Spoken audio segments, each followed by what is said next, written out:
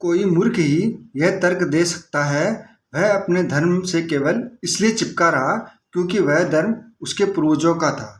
वे जो कहते हैं कि पूर्वजों के धर्म का त्याग नहीं करना चाहिए, संभवतः उन्होंने कभी भी इतिहास का अध्ययन नहीं किया।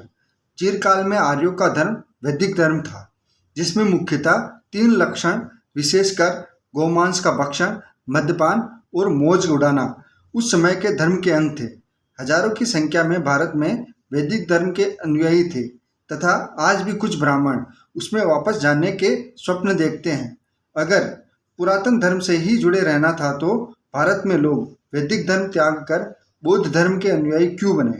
वैदिक धर्म छोड़ जैन धर्म के अनुयायी क्यों बने? इस देश में चतुर्वर्णी प्रणाली काफी लंबी अवधि के लिए चली। इस प्रणाली में ब्राह्मण को शिक्षा का अधिकार, क्षत्रिय को युद्ध, वैश्य को व्यापार व संपदा तथा शूद्र को सेवा करने के अधिकार उस काल के नियम थे। इस प्रथा के अंतर्गत शूद्र को शिक्षा, अस्त्र और संपत्ति अधिकार नहीं थे।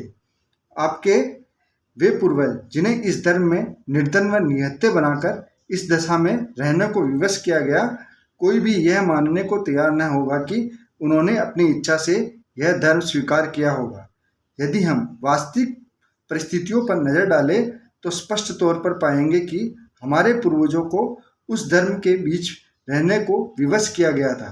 अतः यह हिंदू धर्म हमारे पूर्वजों का धर्म नहीं है, परंतु यह दास्ता तो उन पर लादी गई थी। हमारे पूर्वजों के पास उस दास्ता के विरुद्ध लड़ाई लड़ने के साधन उपलब्ध न होने के कारण वे विद्रोह नहीं कर पाए। वे दबाव में इस धर्म में रखे गए। उनकी असहाय वाली स्थिति के प्रकाश में उनको दोषी नहीं ठहराया जा सकता, परंतु अब आज के युग की पौध को कोई भी किसी भी प्रकार की दास्ता में जबरन विवश कर नहीं रख सकता। उनको हर प्रकार की स्वतंत्रता प्राप्त है। इस स्वतंत्रता का लाभ उठाते हुए भी अगर ये स्वयं को मुक्त नहीं करते तो बड़े खेद से उनको इस धरती पर रहने वाला अति नीच, दासत्व प्रिय और परंपराओं पर आश्रित कहा जाएगा।